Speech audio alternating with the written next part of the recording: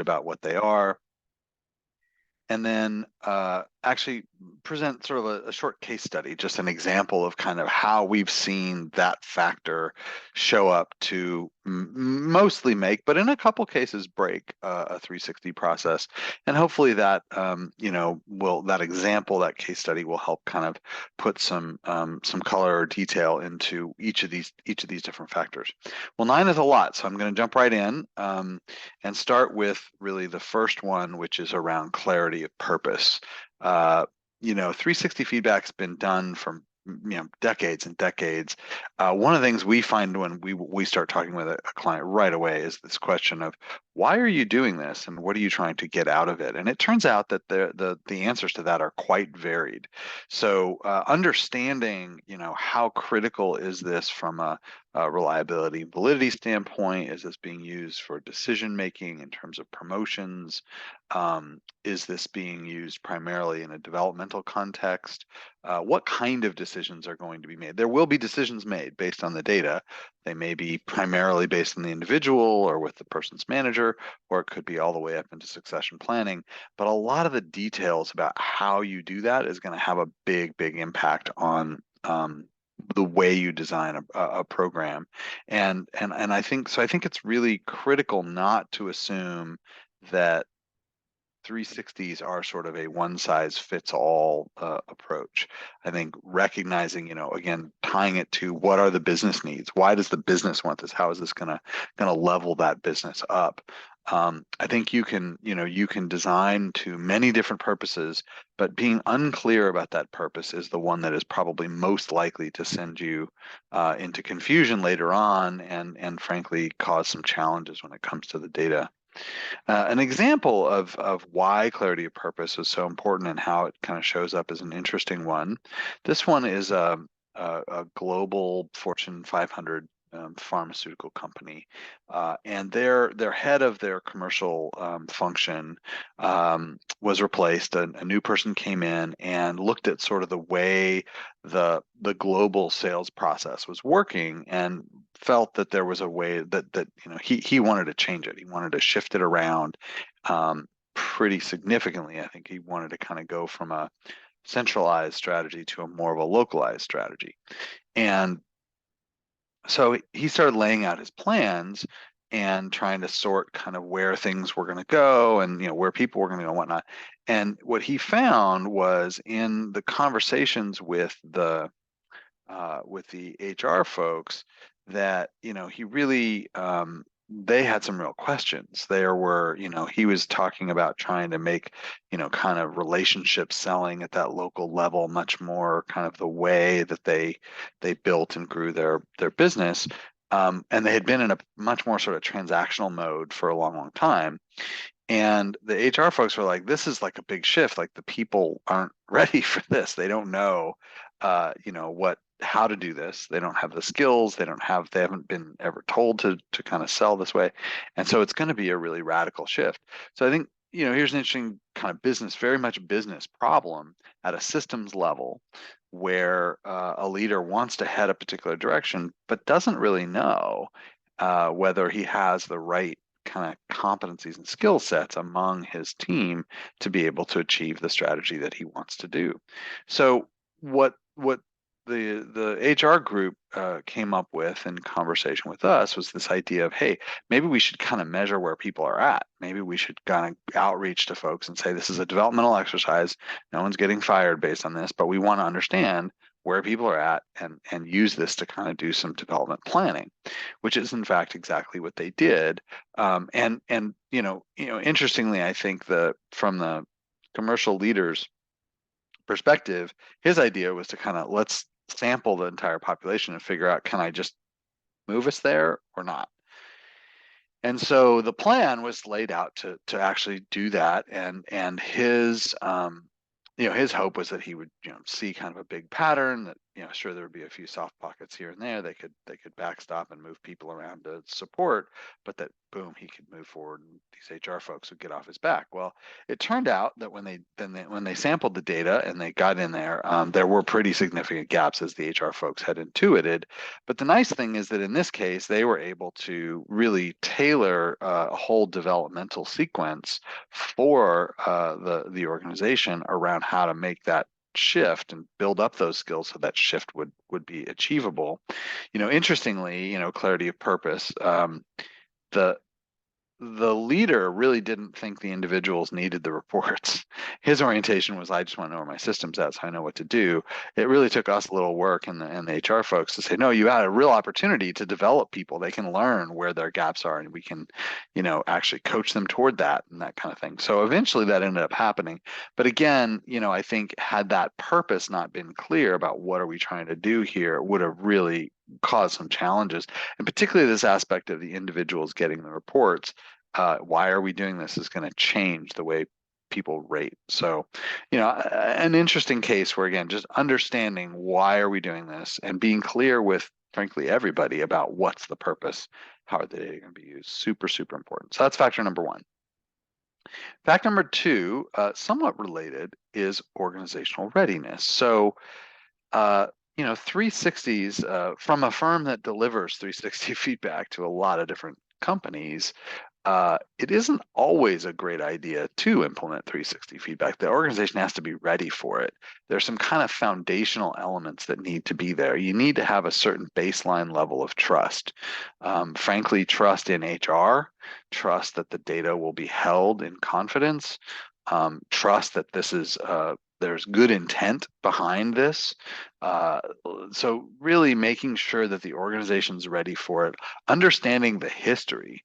We've got an article around kind of what are the factors that lead to behavior change. And one of those key factors is the history of 360s with the organization. We've worked with plenty of clients where we come in and one of the first questions we ask is, how have you used 360s in the past?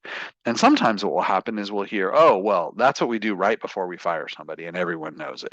Okay, well, that's going to make it really hard to do a really deep developmental process. So understanding like what's the 360 brand, if you will, within the company is going to be very important, and recognizing what do we need to do to get the organization ready? How can we build trust?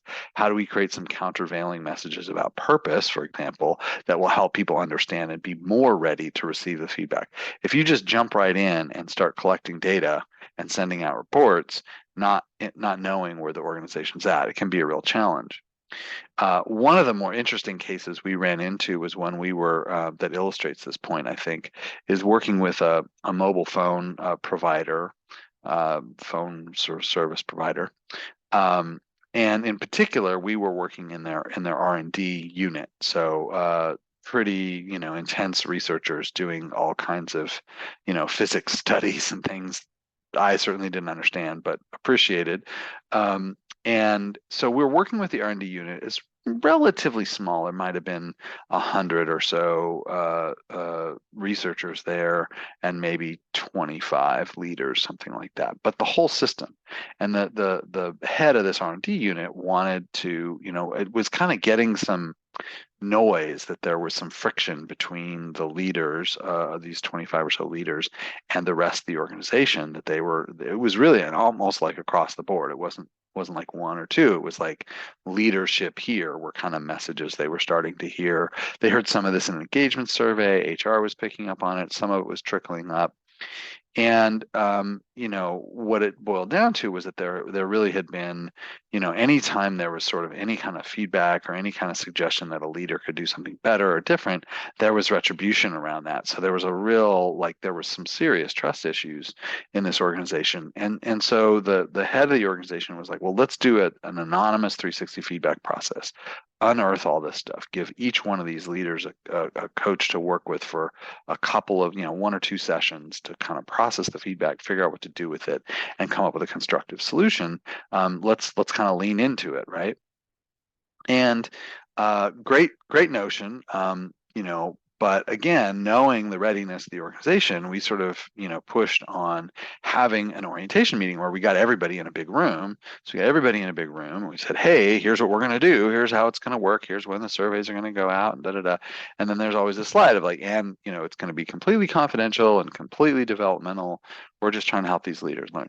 And you could feel the tension in the room. There were about 75 people that were just sort of like hunching up with their shoulders. And so we said, on a spur of the moment, we kind of looked around and said, how many people in the room here are managers who are going to receive feedback? Turned out all 25 people who were going to receive feedback were in there. They're also rating others, so they're part of the process. Well, this is one of those moments where sort of your intuition, gets it right for you. We said, all right, if you're going to receive feedback, raise your hand. 25 people raised their hands. What we'd like you to do is to leave the room. Go back to your offices. We're going to talk with everybody else for a minute.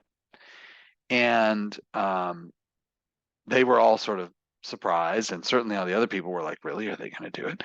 And so sure enough, all 25 people, all the leadership team basically got up, left the room, and we called it out, said, hey, what's going on here? It seems like you guys are concerned. We want to really reassure you, this is a confidential process. We are not going to let anybody's data get out. You can say what you need to say to help these leaders improve. And we kind of outlined what that part. We answered questions. There was lots of kind of chatter, and it really opened things up and got them to that place of readiness. Long story short, ended up with literally 97%. Like everybody responded to the survey. The feedback was very tough. Our coaches kind of came back later and were like, yeah, they let them have it. They called it the way it was. And then we were able to go to the CEO with kind of some group level data to talk about trends of the areas people needed to work on. Really helpful to help move that system forward. So understanding readiness and being able to confront it directly, it isn't always going to be that kind of radical, but knowing where it's at and mitigating those strategies is super, super important. Don't just dive in. It's really going to be problematic. Because that safety and trust is really important. You can do a process. It's built for that kind of, in a way, because it's not asking people to confront themselves, face to face. Hey, go tell so and so what they need to improve. It is an anonymous process, but very, very tricky if you don't have that baseline trust. All right, selecting an instrument. The content of a 360 is extremely important and frankly often overlooked aspect of it. So, the short version here is, you've got, ideally you want to have a leadership model for your organization that's driving growth in the business, right? Think about the sales example where those items were around, relationship selling versus, kind of more transactional selling, and fed into that sort of insight around the strategy. Well, similarly, ideally you want to have a leadership model that you can pivot all of your content into and really create custom content that's going to drive the business forward. Now, that's not always reasonable. If you're doing a smaller project with 15 or 20 people, well, that's a lot of work to put together a whole leadership model. If you're doing, a larger group with 400 or 500 people across the organization, well, then it's probably worth the effort, and definitely recommend that you come up with that custom content. But I think the thing that people most often overlook is there is this choice. Off-the-shelf tools, really powerful, can be great, get you going quickly, good solid research behind them, very, very effective way of doing feedback and getting leaders insight. Where custom becomes really critical, I think, is where you are trying to move an entire system. So you can evolve an entire system. You can give kind of aspirational behaviors for leaders in a custom leadership model and use a 360 in a sense to message all the way down through the organization. These are the behaviors we expect all leaders to exhibit. That's a whole different level of impact. It's not just each individual leader that's getting development support there. Now your entire system is having an impact. So it's very different, much more strategic way to think about it. So I think identifying that instrument again is going to go back a little bit to purpose, and you want to make sure that you're taking advantage of that opportunity. If you've got enough scale to do it, I definitely recommend you build a custom survey, you build it around a leadership model, introduce that model as a strategically relevant data point, and then get some data on individuals that you can aggregate up. We did this with a large company IT department not long ago, that when we started working with them, they were very complacent, kind of reactive, not a great reputation internally. And when they got a new CIO, he came in and he said, he was sort of looking around going, this is like not acceptable. We need to kind of level up the game here. And these folks are too introspective, not enough sense of urgency, just not pushing, not serving the business from a business perspective. And so he saw the opportunity. He had about 65 leaders, and he saw the opportunity to message out to all of them, this is what you need to be doing. And so we worked with them to create a custom survey that fit exactly where he wanted things to go. And he knew was going to be controversial. He knew there were going to be things in there like challenges the status quo, acts with a sense of urgency, strong bias for action, things where he knew people were going to score low, but that was what he wanted them to do, is to recognize they're not doing what they need to and use that opportunity in those gaps to then develop those things. So I think I think the importance of that custom survey was, again, going back a bit to purpose, it would not have worked. He would not have achieved the same thing. He could have developed each leader with an off-the-shelf tool, but not nearly the effect that he had, doing it with a custom survey. And again, he used this content and these results at a group level on a regular basis in a town hall to say, hey, here's what we need to be doing. This is the culture we want to set.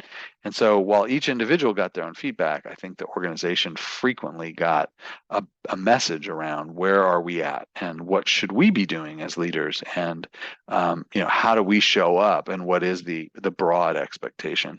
So anyway, great lever, custom feedback, very much involved with the top of your whatever system. If it's the whole organization, you're going to want that CEO involved and the senior executive team. If it's a unit, in this case, could be the CIO, but whoever it is at the top that's setting the culture and the strategy, that's who you want involved. I think where we don't see this work well is where it's kind of relegated to HR, and it's a more or less boilerplate leadership model that isn't linked to strategy, and no fault to HR. They'd love to do work with the CEO on something, but the CEO is kind of pushing it off, saying no, you guys figure it out. That's a loss of opportunity, really. All right, so the key here is, again, just recognizing that survey can be a powerful lever for change, but not just at the individual level, really, frankly, at kind of the group level. All right. I've lost track of the numbers. I think we might be on 4 here. So selecting a vendor, and interesting, there's all kinds of checklists and things, and undoubtedly procurement has their opinions and all that kind of thing. But I think one of the interesting things in 360s is you're absolutely going to need somebody from the outside. There was a day many moons ago where people would do this on their own. They would create Excel spreadsheets, or if you really want to go back, they were sending out paper surveys, and there was an effort to kind of try to manage the process internally. At this point, an internal process is pretty difficult to pull off. So your your choice and how do you implement this is, do we go with a vendor that's out there that sort of specializes in this or has it as a service? Maybe it's somebody who's already doing other things for us and they happen to have a 360. We see that a bit.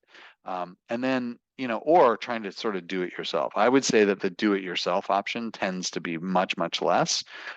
We actually did have one case recently where somebody came to us and had done it themselves, and it was so painful and it was so difficult that they were just thrilled to see that someone had figured out all these challenges.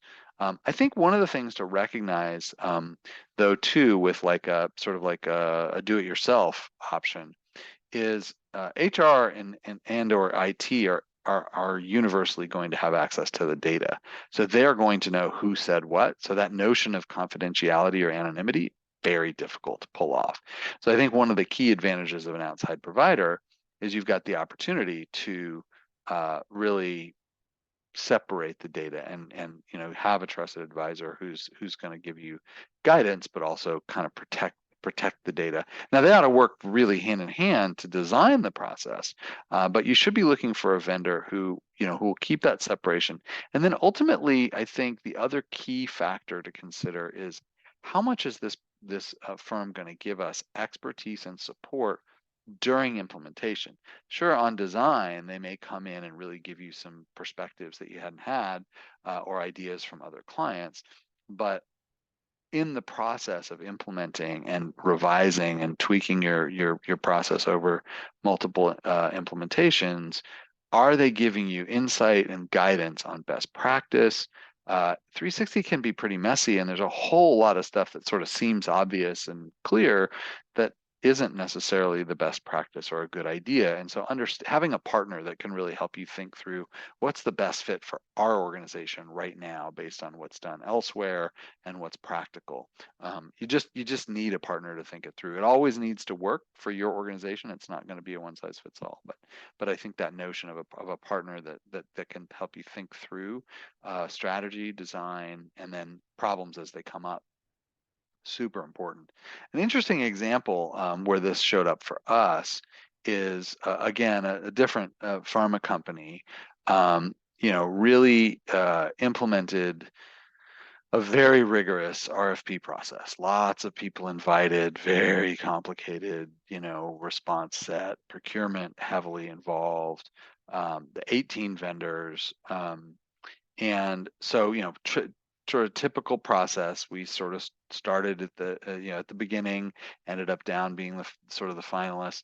And as I think most RFP processes go, it was a little bit, I'll call it transactional. It was a little like capability oriented, but it was really difficult given the scale of the 360 they were trying to implement across, globally, thousands of leaders, self-serve access, stuff like that. It was really difficult. They didn't have a clear, like, this is exactly how we want it to work, but they had some ideas of how they wanted it to work. And so in this process, we were able to respond, yes, we can do that, we can do that. Oh, but there's some choices on this one, and you want to think about the different options there. And so as we managed to get through the process, and of course we were chosen to be the finalists, otherwise this wouldn't be nearly as good of a story. Once they finally sort of chose us, then they pivoted and said, okay, this is what we actually really want to do. And so it was kind of interesting that there was this big, large set of possible, and then the actual implementation and design, which, it's in like 16 languages globally, very complex. I think 4 different surveys, different levels, very, very, thorough process to say the least. Really, we ended up with both, sure, the director of talent, but also the CHRO, and then actually even the CEO was in there designing how should this report work and what items do I want all my leaders to be, measured on. And I think it turned out that having that partnership made a huge difference in terms of the way the process ended up working, instead of just kind of following this rigid RFP process. So I get it, RFPs are part of the requirement now and again, but I think the idea is that in the process of that, you really want to be thinking that of a partner that can help you think through, how do I actually do this once you get going, versus just it's going to be right out of the box, plug and play. It's just not likely to work particularly well. And then I guess the other big thing is to recognize that IT and procurement, like, you need really good partners there. Really good IT and procurement folks are just super, super, super valuable, because at the end you're going to end up sort of co-creating this. Procurement maybe less so, but IT is going to have constraints and requirements. Again, executives, constraints, requirements, and you just want a partner that's going to really be able to help you look at it as a process and not just a software implementation, right? It really is not just software. So the key insight is just that. It's like, sure, software is important, it's critical. Let's not be sending paper surveys around anymore. We're thankfully well past that. But recognize that design and how do you implement, how do you want to go about this, and then implementation support in the process. While you're implementing over year round, you want to make sure that you've got the kind of support and project management support in particular to do that. And to the extent you can make that IT group your friend, you should. Also worth thinking about is, and this is really, I mean, one of the more common challenges is the recognition that the design and some of the mechanisms, just the logistics, it's a very complex process. It's much different than assessment. You do a personality test, it's like one person logs in, fills it out, they're done. But you get 15 people all having to respond and be in different buckets and things like this. It's much, much more complex. You've got timing, you've got, it's just a much different beast. The data format is completely different. And so recognizing the complexity and how are you gonna design this to be effective, and being really clear with people about, who is the point of contact internally, and what do we do with, how do we message, who's going to get a report, and what is the timing, and are we going to be flexible on that schedule? Is it just we're going to cut it off and that's it? Are we going to go, well, we didn't quite get enough responses for this person, so we're going to go ahead and extend it or not? Like, these things have a big impact. We've worked with clients where they're like, nope, when it's done, it's done. Don't care if anyone responded or not, just cut it off. And others that are like, oh my goodness, let's make sure we get, at least 80% for every, okay, that's a personal choice, but recognize the effort and whatnot, and the complexity is going to be really important. I think one of the key pieces with this is communications, right? Like, really communicating out what the message is and why, how does this all work? How do I log in? What are the rules of engagement? Is it anonymous? Communicating that is super important. As you're launching, the other thing to recognize is, particularly if it's new, even if it's not, if it's a new process, you really want to probably do some sort of a pilot. This is one of those processes where you're going to find out where your communication gaps are. You're going to find out where, how people react to the broad process that you've created. And that process can be everything from, here's the report, good luck, there's some development suggestions in there, all the way to, here's your report, in 3 days you've got a scheduled coaching session, and your manager is going to be joining, after an hour of that for the final 30 of a 90-minute meeting. Very different process. And so I think piloting it to figure out, how does it land, what's the right messaging for purpose, all these things. It's just, there's a lot of moving parts. So the more you can understand and tweak, the better. And again, having a partner that can help you think through some of those options and be somewhat flexible is really important. I've got an interesting example for this one. So we've got the full range, right? So we've got a client that will do their process. I think they leave survey open for 4 weeks. I don't recommend this. I've told them this. Generally, a 2-week survey window is plenty for anybody. And unless you just happen to land it right at their first day of vacation, and then it's a 2-week vacation, okay, they may not have an opportunity. But 4 weeks, basically nobody does anything for 2 weeks, and then the final 2 weeks they start filling surveys out. So I think recognizing that you can make a 360 process, if you include rater selection, go for 2 months, or you can compress it, and what's going to be the right way to do that, and what are leaders in your organization going to need and expect?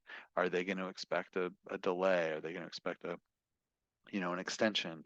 That kind of thing is going to be important, and your pilot will tell you that. Your pilot study.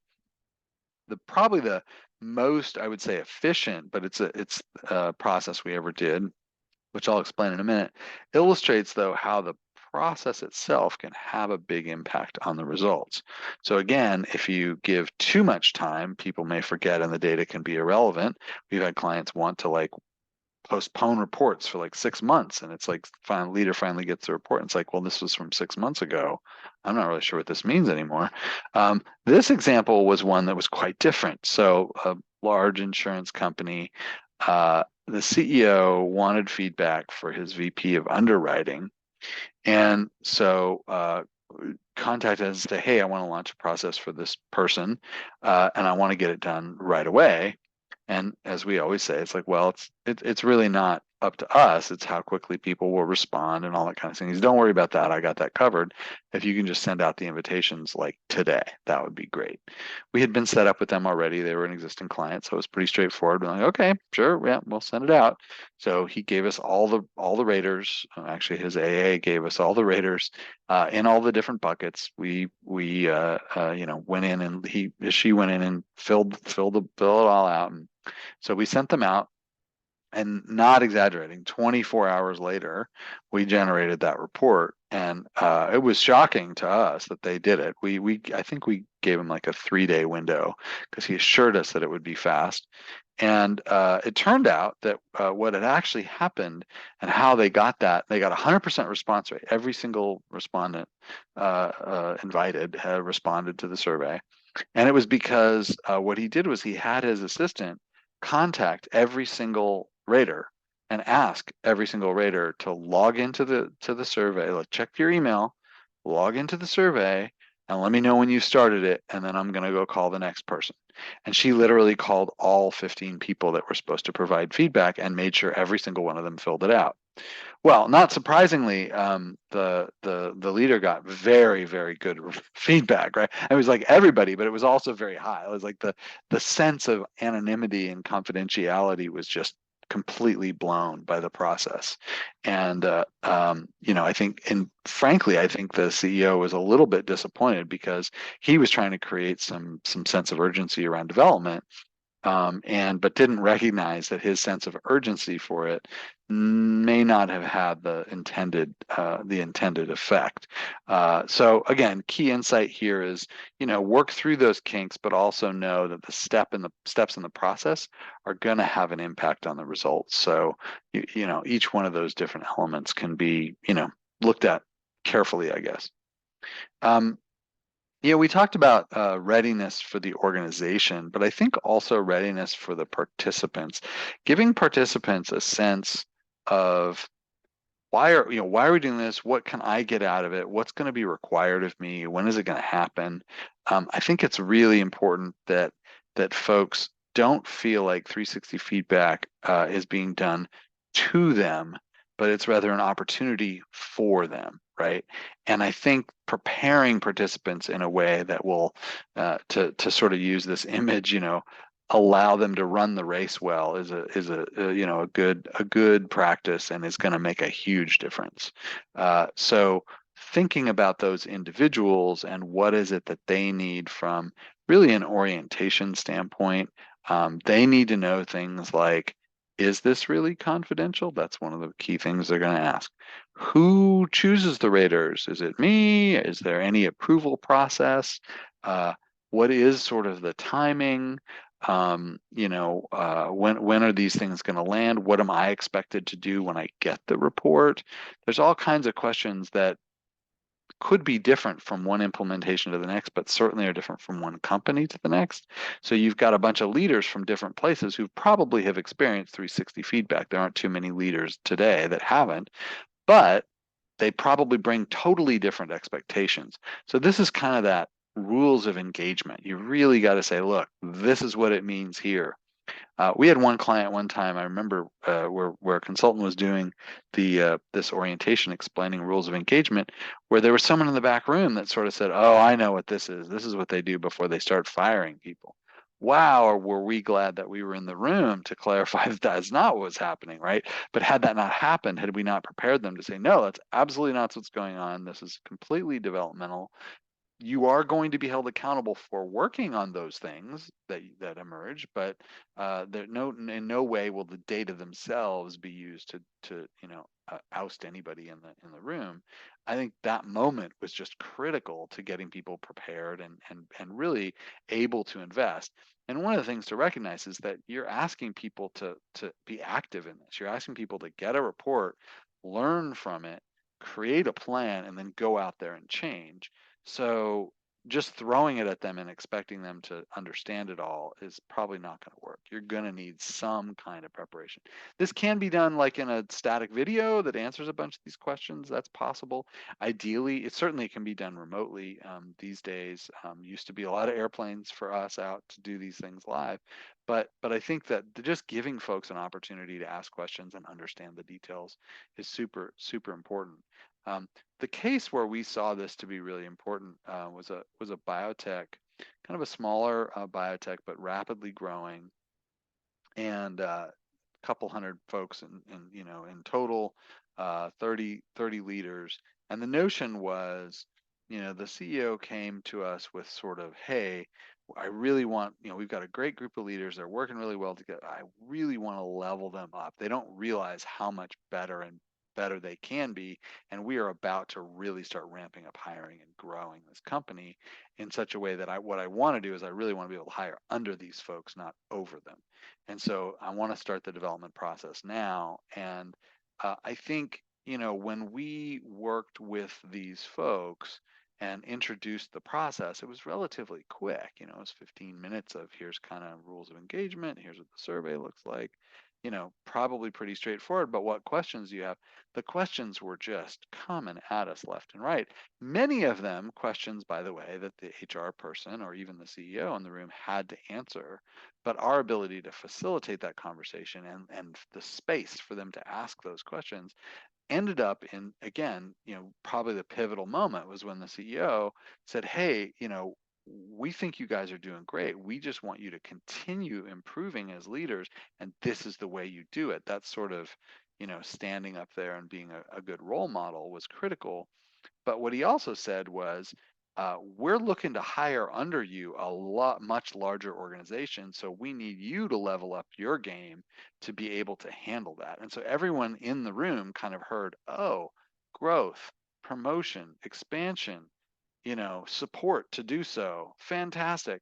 Completely different orientation for a 1 hour investment. But again, a 1 hour investment that was flipped in terms of what often people think about.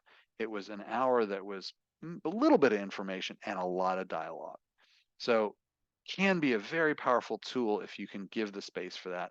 It doesn't, if you're doing this at scale, right, this is a pretty small case study, but if you're doing this at scale, you can do something like this and you can anticipate most of the questions, and you can do it in a recording that's available to folks. They can even they should be able to log in and get that online just like before they complete a survey kind of thing, or before they select raters. So, I think it's an opportunity really to give people that moment of questioning. And again, in this case, we had great response rate, and everybody had clear action plans coming out of the process. And I think I do, sure, our coaches were great, but also I think that orientation where people had that readiness just made all the difference. So again, being clear, communicating clearly and getting that buy-in for the process, kind of understanding what's in it for me, why do I want to be doing this, makes all the difference. Again, think back to those other examples of, oh, this is what they do before they fire me. Well, that's a problem if that's where people are at. So um, the other dimension to kind of consider, the other factor is, what I kind of think about as the garbage in, garbage out factor. So, rater selection, people will often overlook this process. They'll think, oh yeah, just get, they're, the people around them, whatever.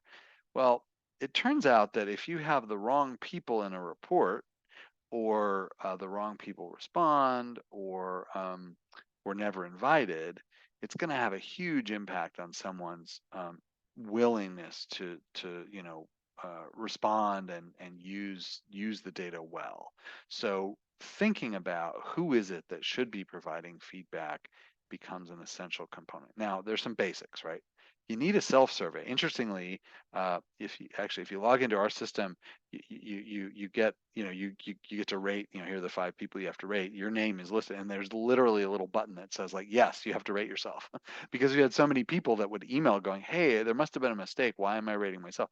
Well, because self-awareness is what we're looking for. So that ability to contrast your own self versus others. So the self, right? The manager, your direct manager, absolutely essential. Usually they're the ones that slow the process down the most. And then all direct reports should be invited, even folks that are brand new. Like just the fact that they aren't invited makes them feel, kind of out of the loop, not connected. So those three groups. But then you get to the peer or that other kind of like internal stakeholders or whatever it is. There's a lot of flexibility there, and I think using those intentionally, giving some guidelines, super, super important. You really need to think about who is it that this person will most value feedback from. But then also the critical thing is, do they have the opportunity to observe? We had one CEO who literally asked for a survey, a 360 with 800 people in it, basically everybody in his company. It was like, what are you talking about? He had interns filling the survey out. Not that credible a data with the CEO. So you want to think about, do they have an opportunity to observe? And again, give people some guidance about that. Do they have that opportunity? Because you're asking, you're wanting to get credible, valid data. Um, Generally speaking, our data suggests you really need a minimum of 3 is kind of the standard. I think it's like 85% of companies set a minimum of 3 to protect anonymity. Um, so you're going to set that standard. Obviously, self and manager doesn't count, um, but you do want that minimum of 3 in there. And then uh, ideally, frankly, you're allowing someone to sort of take a look at that from an accountability standpoint. So yeah, it's a pretty good list of raters. Or oh, gee, that other group is pretty much all your friends and family. Maybe we want to rethink that. So that could be HR, that could be a manager. We recommend a manager actually. But rater selection becomes critical. An example of kind of where this sort of showed up, I guess, uh, and again, how that rater selection process, this is a little bit that process and logistics, impacted a particular company, large retailer, very large project. Um, they had, logistically very complex. So what they did was they actually took those 5,000 leaders, and of course you've got the HRIS data about who reports to who, and they imported all of that pretty complex data integration process, but not impossible. So imported all that into the system. So all the raters were sort of pre-selected. Now, what they've done is they've taken out the individual choosing those raters, right? Which is not so successful from I'm invested in it now because, you know, I didn't even know who was chosen, right? And so they run annual cycles. I think the approach kind of handling this at scale was really all right.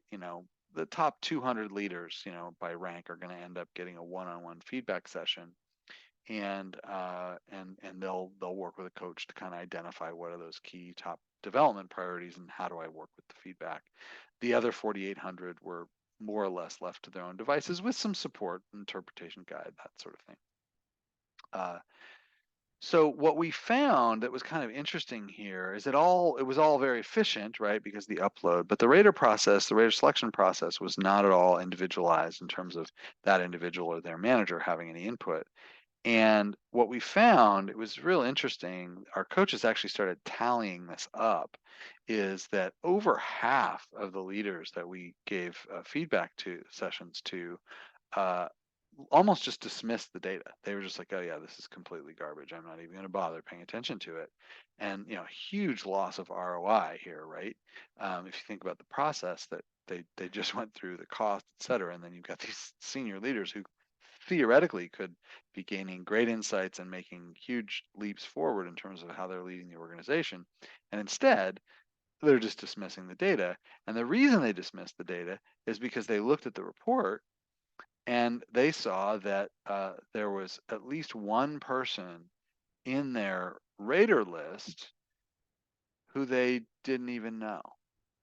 And why? Because the HRIS data is imperfect, right? If you work in a large organization that has an HRIS, you realize every single day HRIS is off, right? Because people leave the organization, they move within the organization, and the HRIS data don't generally catch up. They're not current every single minute. There's always some kind of a lag, at least, if not just outright bad data. And so, you had all these leaders where it was just such a pity that they lost the opportunity, all because they had that one or two or three, and it just uncorked kind of the value of it. The credibility of the process was basically undone by literally the rater selection process. So ideally, you can technologically do this, but we really recommend that you don't. We recommend that you let individuals identify their raters and then have some approval process. Have their manager be involved. Their manager should be involved in their development anyway. So have their manager go in and approve those raters. And by and large, they're going to go, okay, these look great. And the person will choose good people because they know their manager is going to review it because they went through that orientation or saw the orientation. So there are ways to get around this, but boy, sometimes in the service of efficiency, that process can really, really trip you up. So recommend you're really cautious there, recognizing that credible data is really, really important to the process. And in rater selection, you can really, really lose the credibility of the data. Uh, Post-assessment problems sounds like postpartum something or other, but it's not. It's a lot of folks, especially if you think about that 5,000 liters, the logistics of running a process like that on an annual basis can be pretty daunting. Like it's a lot of folks interacting. We find it's about 12 surveys per person on average across lots of different data points. You've got 5,000 liters times 12 raters each. How many ratings? There's a lot of ratings that are in there. So, you know, uh, 60,000 ratings or something like that's a lot of folks. So logistically, it's a lot to handle. And I think a lot of times what happens is it's so much effort, and you look at the report as the destination.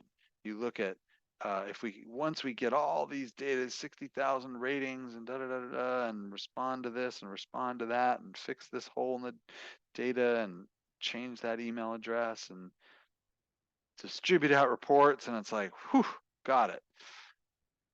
But the truth is that the process starts when they get the report, right? The report is like, okay, now we're going to do some work. Now we're going to actually do what we're trying to do here, which what we're trying to do is help leaders get feedback so they can change. So I think it's really important to recognize that, you know, the the components that go into this are complex, but don't overlook the post assessment phase. Don't overlook the notion of what do we do with it now. I think it can be very challenging when you're doing it at scale. If you have thousands and thousands of managers, it's trickier to get a really high impact post assessment process.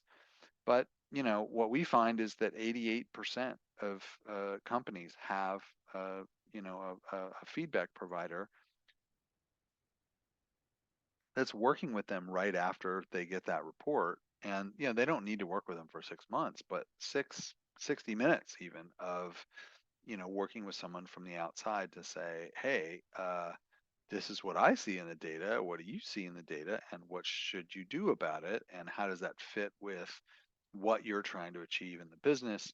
You can really get somebody focused on a couple of key priorities.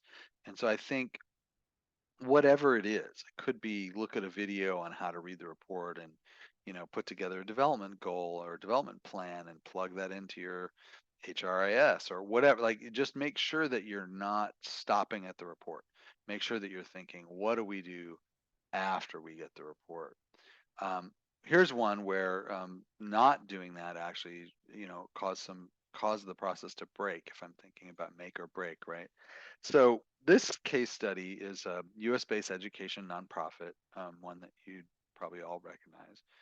Um, and the way they're set up is they have kind of a central HR function, and then they have all these different regional affiliates.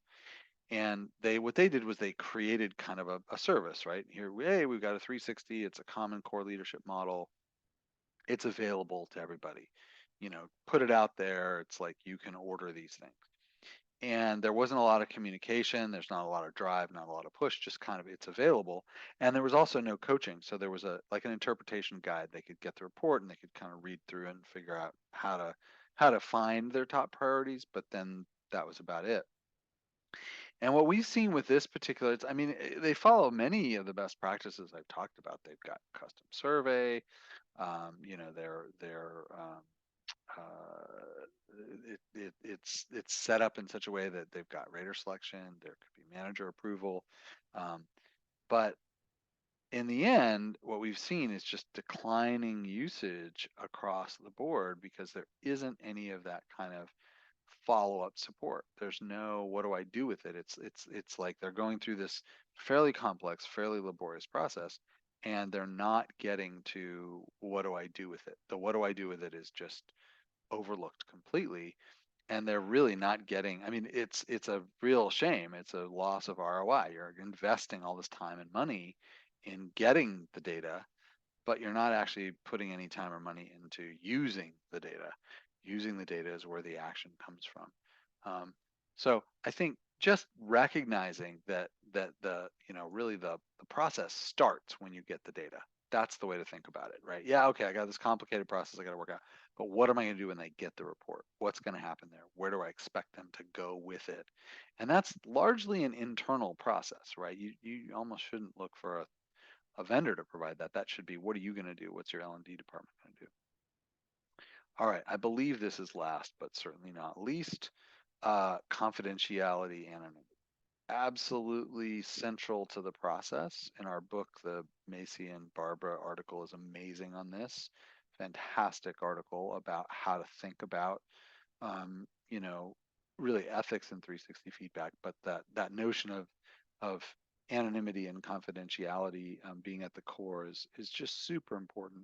And the thing to recognize is that this is essential, right? That people need to understand and trust that it is confidential, that their data will be anonymous. No one's gonna. I like to think about it as the who said what. Nobody knows who said what. Nobody knows that, Jane rated me 3 on this item, except for your vendor, who is contractually bound to keep that confidential.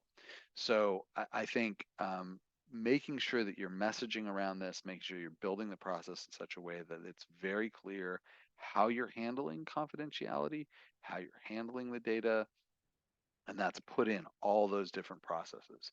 Just cannot say enough about this.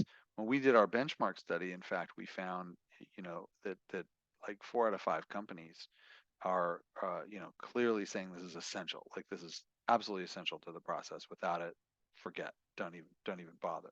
So I think being clear with everybody that this is confidential and being clear about how that's handled. I mentioned before the most common way is that you have a minimum of 3 raters, particularly from peers and direct reports, and then the other group that are required.